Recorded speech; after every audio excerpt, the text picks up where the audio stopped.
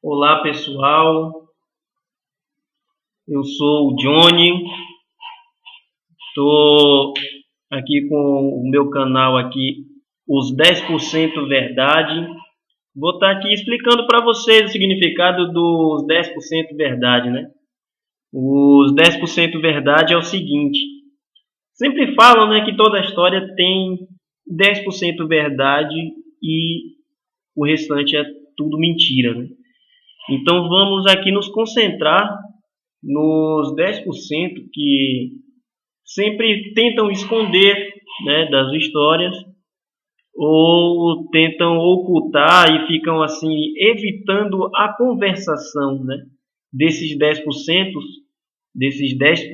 porque algumas vezes esses 10% eles revelam coisas no qual os 90% mentira tenta esconder.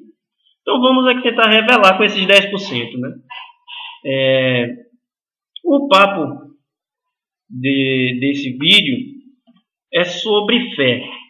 Esse é o primeiro vídeo sobre fé e vamos aqui tentar, né, explicar sobre a fé.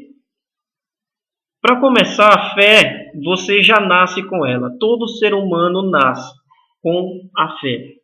Alguns utilizam, outros não acreditam que tem, né, a fé.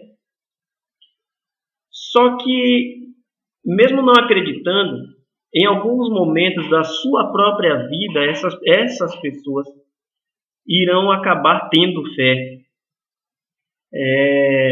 Pode ser em um assalto, pode ser em um sequestro, ou algum quase acidente que não aconteceu porque na hora ela teve fé, né?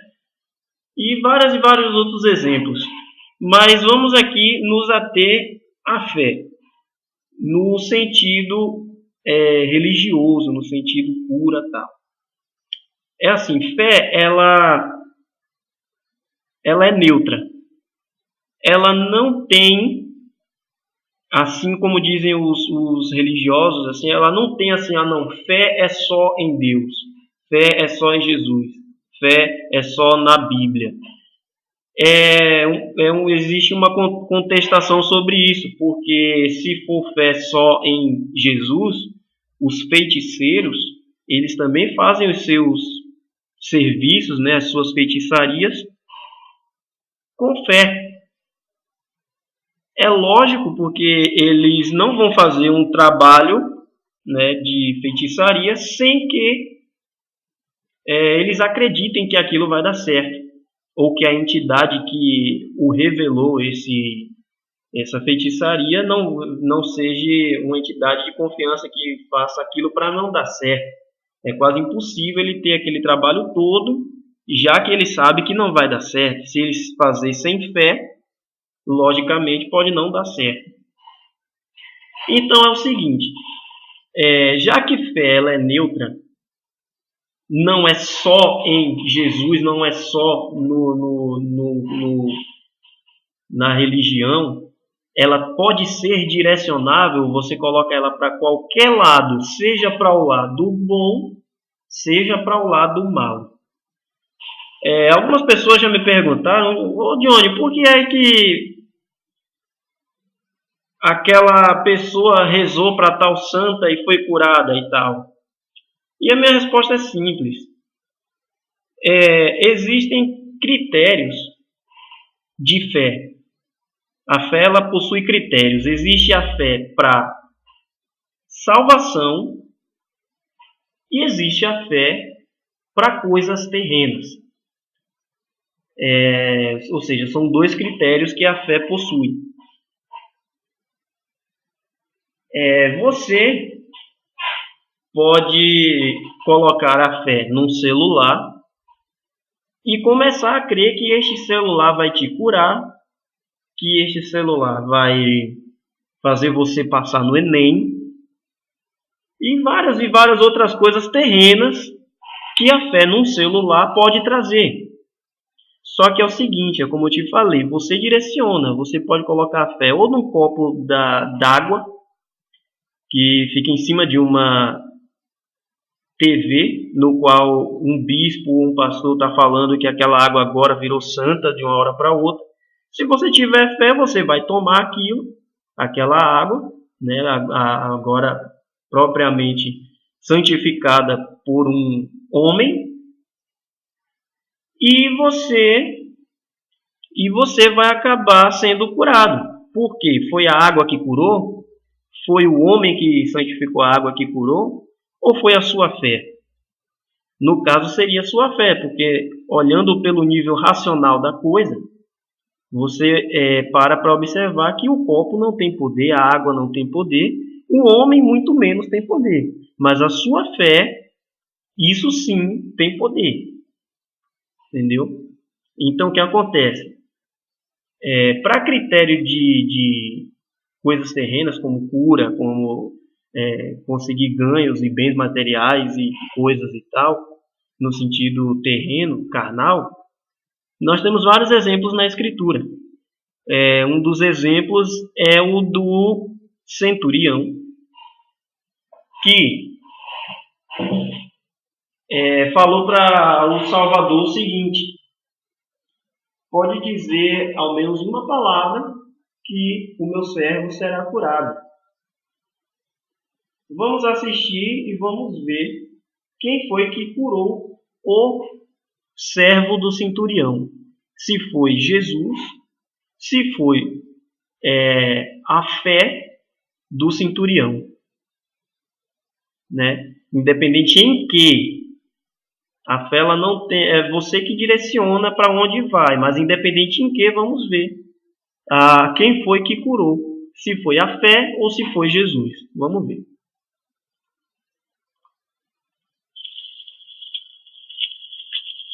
Entrando Jesus em Cafarnaum, dirigiu-se a ele um centurião, pedindo-lhe ajuda.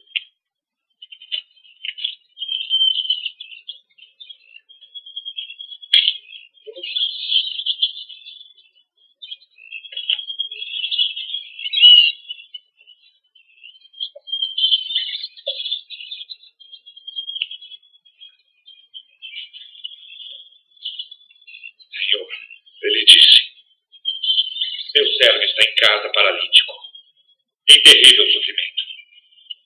Jesus lhe disse, eu irei curá-lo. Respondeu o centurião, Senhor, não mereço receber-te debaixo do meu teto, mas dize apenas uma palavra e meu servo será curado. Pois eu também sou homem sujeito à autoridade e com soldados sob o meu comando. Digo a um, vá, e ele vai. E ao outro, venha, e ele vem. Digo ao meu servo, faça isto, e ele faz. Ao ouvir isso, Jesus admirou-se e disse aos que o seguiam. Vejamos aqui o centurião tentando colocar sobre o Salvador o mérito da futura cura que irá acontecer, no futuro milagre que irá acontecer. Ele está aqui dizendo que se ele disser uma palavra, se ele fazer alguma ação, se ele fazer alguma coisa, o servo dele seria curado. Ele está atribuindo a cura, o mérito da cura, o mérito do milagre ao Salvador. Mas vamos ver mais para frente o Salvador dizendo se o mérito da cura é dele ou da fé do centurião que o seu servo seria curado. Digo-lhes a verdade, não encontrei em Israel ninguém com tamanha fé.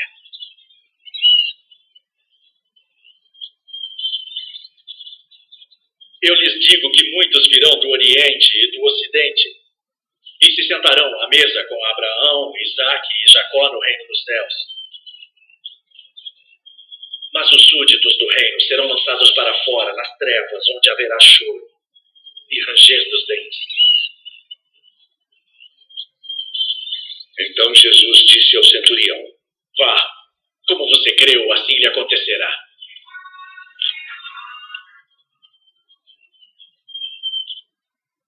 percebemos aqui que Jesus, no caso aí o Salvador, né, o Messias, ele disse que assim como você creu, acontecerá. Ou seja, de acordo a sua fé, acontecerá. No caso, o centurião tentou pôr sobre o Filho do Criador o mérito da cura, mas o Criador pôs sobre a fé dele o mérito da cura. Vejamos agora outro exemplo. O exemplo da mulher que tinha hemorragia. Esse exemplo da mulher que tinha uma hemorragia é um tanto curioso, por quê? Porque ela simplesmente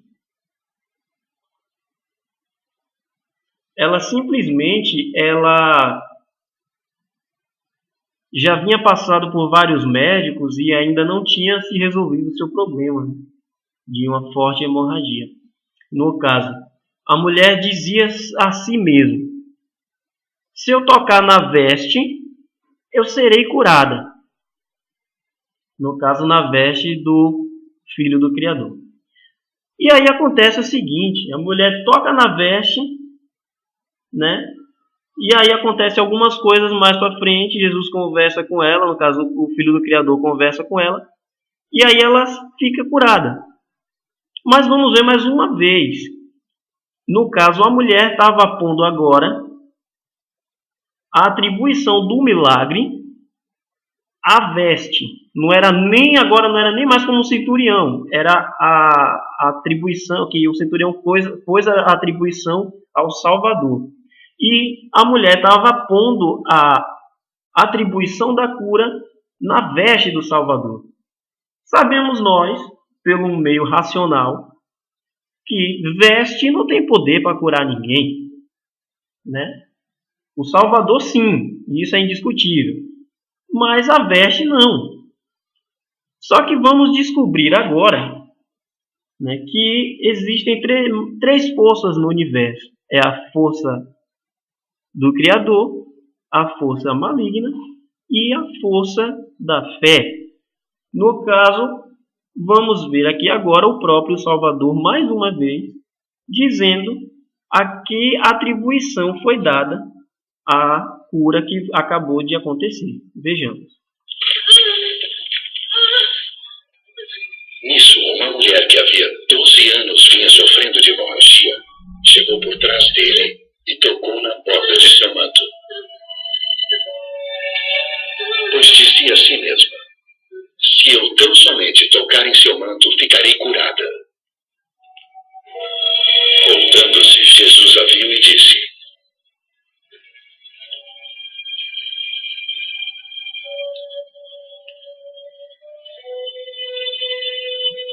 ânimo, filha. A sua fé a curou.